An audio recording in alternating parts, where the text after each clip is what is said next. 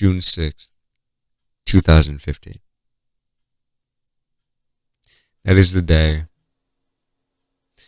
black man Khalif Browder killed himself, hanged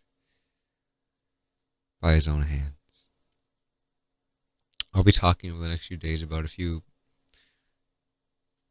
just cases of suicide I found that are interesting since the anniversary or the day of one of my idols who killed themselves. It's coming up somewhat soon. I think it's time to talk about it.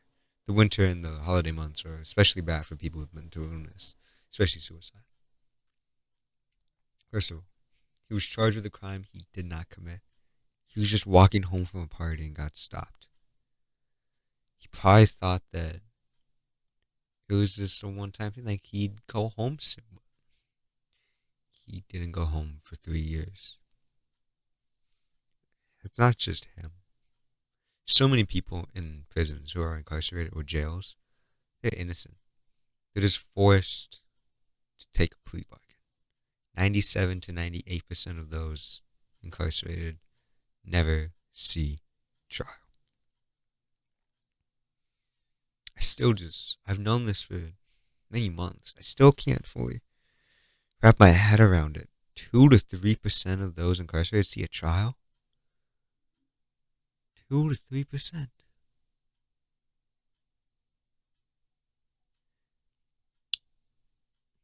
How can we try and pride ourselves on being fair and just? Most of the time they don't even see trial. They're forced to take a plea bargain. Because if you don't, you get punished worse. You'll get harsher sentences. The prosecutors are the ones with all the power now. They'll say, you can take the bargain, have 3 years, or you can go to trial if we can get you 30. They punish you for going to trial. They punish you for exercising your right to actually challenge these crimes. And he did. He challenged it. He didn't take the bargain. And he paid with his life. He lost 3 years of his life. He went in there when he was 16. He spent 3 years in prison or jail. 2 of those years in solitary confinement. He spent 3 years in a place that's supposed to break you within a month.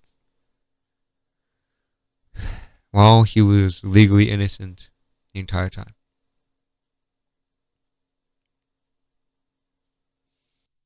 And don't even get me started on solitary confinement. Solitary confinement is an inhumane, barbaric form of punishment. It drives you insane. We as human beings are social animals. Solitary, it destroys you. Being forced to have no social interactions destroys your mind. It makes you see things, hear things. It literally drives you insane. He spent 2 years in there as an innocent, supposedly free man. He attempted suicide during this many times. Between the beatings he received from the prisoners, from the other prisoners, and the guards, no one could take it.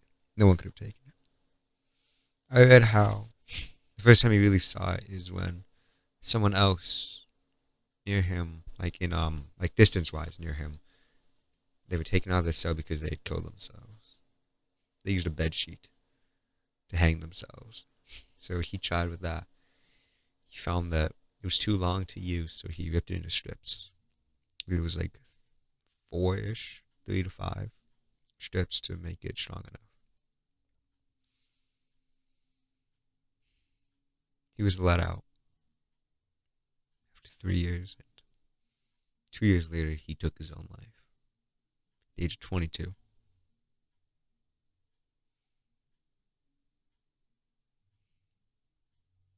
Khalif's story is not unique.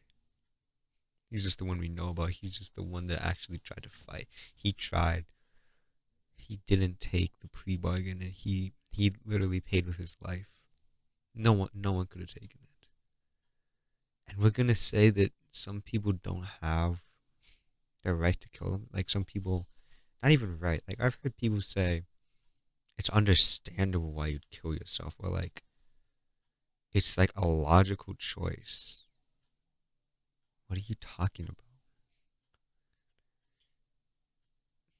It's not a logical choice ever, but it's a choice many people make because they need help. You shouldn't be making fun of people because at what point do you deserve, like, you deserve the right to take your own life? At what point have you had a bad enough life that you now can? Who decides that? It's so arbitrary. Did he not have one hard enough? He was beaten on like a daily basis for years, forced to go insane. Or do you have to be like raped and have your entire family murdered in front of you to be able to have it be justified that you kill yourself? What? Who measures it? Who? How are you supposed to universalize that? You just can't. There's just no way to. Like many other suicidal people, he didn't want to. He didn't really want to die. He was scared. He said that he was. He said he was scared of dying. He did it because he didn't want to necessarily die. He just wanted the pain and suffering to end. Because we didn't help him. Because the prison systems are broken. Because mental health services are broken. Don't help those of us who need it most. We need to learn from Khalif, his life. We need to see these ills, call them out, and make sure that they don't repeat. We need to change the way our world works. We can't just sit here and accept it. We can't just sit here and be complacent in it. No.